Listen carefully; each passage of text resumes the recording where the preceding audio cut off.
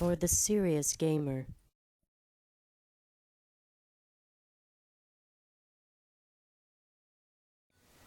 Perks. Perks of the job. Perks are really just the attributes of your online character that allow you to customize that person to match your play style. If you're a very aggressive run and gunner, you're going to change perks so that you're going to be able to run fast, move quickly, and maybe use something like called bomb squad so that you can detect where claymores are, C4, anything that someone's trying to snag you. And those people would be more defensive players and wouldn't necessarily need to use stuff like bomb squad, which is a perk. They would switch it up for whatever. Like in Call of Duty 4 Modern Warfare, you would have either bomb squad or claymores. Clearly a huge difference in that. One defensive, one aggressive run and gunning. Both, and in terms of search and destroy, are required for a solid team. If everyone run and guns, you leave yourself open. Anyway, well, I'm not going to get into strategies with this because I really don't want to dive into that. The main thing is perks. And there are two particular perks that have always been sort of, let's say, debatable. And the debate kind of went through all the way into World at War, not so much into Modern Warfare 2 because they eliminated one of the perks. But it's always been stopping power versus Juggernaut. These are two perks that were highly used in Modern Warfare, Call of Duty 4, and World at War. And it was usually one or the other. Now, there was a ton of people saying, oh, well, one, with stopping power, you use less bullets and everything to kill the person. With Juggernaut, you needed more, and it took more hits or whatever for the stopping power, so they balance each other out, which is not the case at all. Now, I'm not going to go into the debating, which one has the advantage over the other. It doesn't really matter. What the problem is that Juggernaut and stopping power, when introduced as a perk into the game, and I talked about this before about balancing, they create a horrible, unbalanced system. And this is a lot of where the problems stem from in terms of Call of Duty 4, Modern Warfare, World at War, and even Modern Warfare with being able to use stopping power. Now, while these companies, more or less work hard at balancing the weapons overall, by introducing perks such as stopping power and Juggernaut, it throws that balance off. So even though there's this perceived balance of weapons, utilizing certain perks really does throw a wrench into the system and makes it overly powerful, such as an M16 with red dot in Call of Duty 4 with stopping power was an unstoppable machine. I mean, I could one burst fire and kill a lot of people with that very easily. And then you get into World at War, where you would have the MP40 used with Juggernaut was a ridiculous weapon. The MP40 on its own was a powerful weapon. Using stopping power was overkill. Didn't need it. It's not like it dropped the opponent really that much quicker than if you didn't have anything on it whatsoever. But in conjunction with Juggernaut, so suddenly you have this incredibly powerful weapon, but also the individual has improved health. So that's why if you go on a World at War, I guarantee you 50% of the people playing there are MP40 with Juggernaut.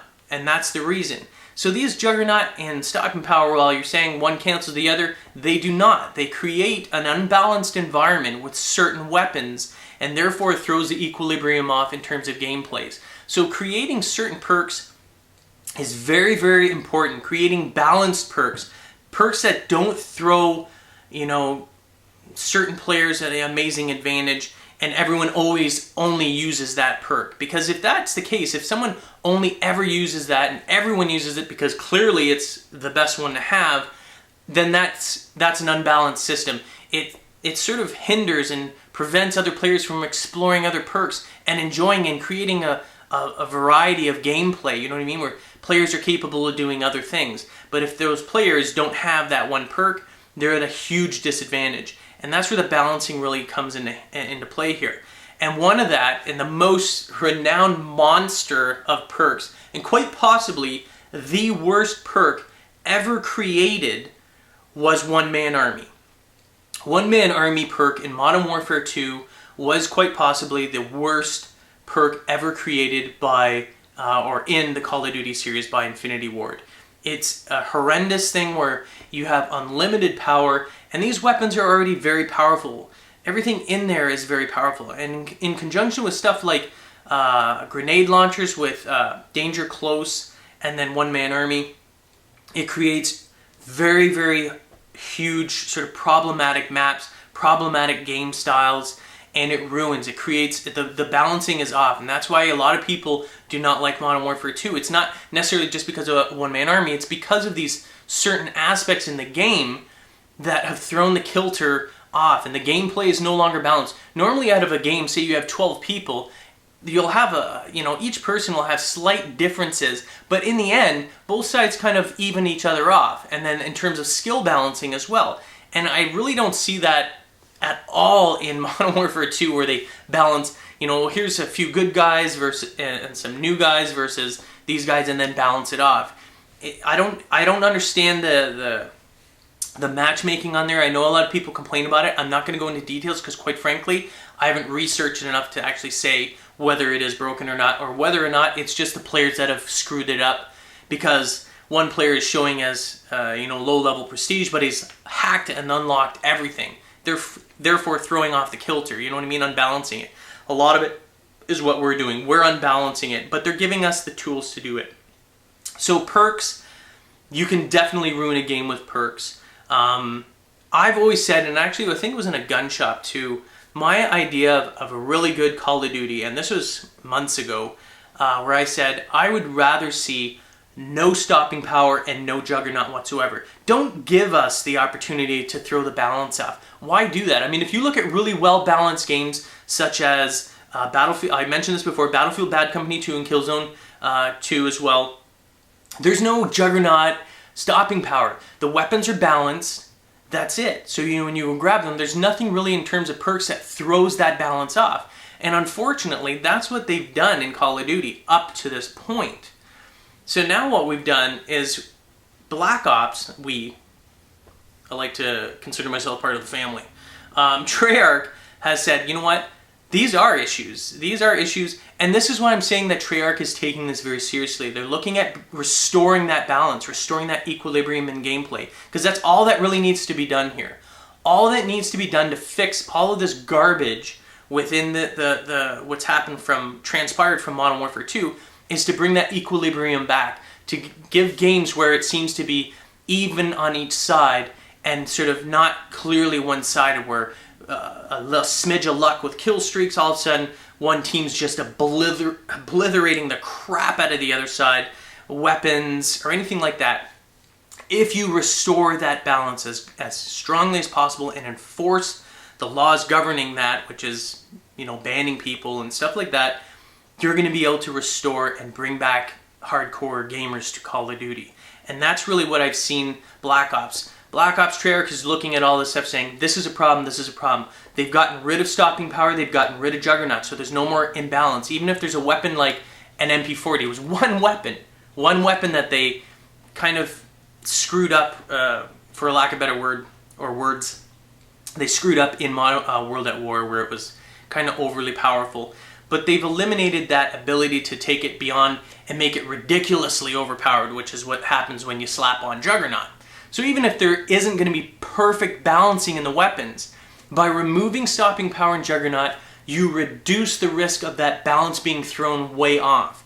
By eliminating stupid perks like One-Man Army, you again reduce the ability for cheap and just really unskilled gameplay of spamming. Spamming is the worst thing. Spamming of grenades all over the place. Spamming of grenade launchers or whatever. By removing that perk, they did a really good job. Now granted, they still have Scavenger, but Scavenger's not near as bad as One-Man Army. One-Man Army you could set up somewhere and just not even ever have to leave a perch. You could just be like launching noob tubes like crazy, just getting kills. Whereas Scavenger required you to kill the person and then get your little chicken camping ass out, collect the actual package to get more ammo or get your noob tube back, and then scurry back to your little hole. So Scavenger still required you to be active, and Scavenger's a little more realistic than One-Man Army going, boom, I got some ammo. Whereas Scavenger is kind of like, I killed a dude, I'm going to go rummaging through him, and I'm going to find some more ammo on him or an extra grenade or something like that.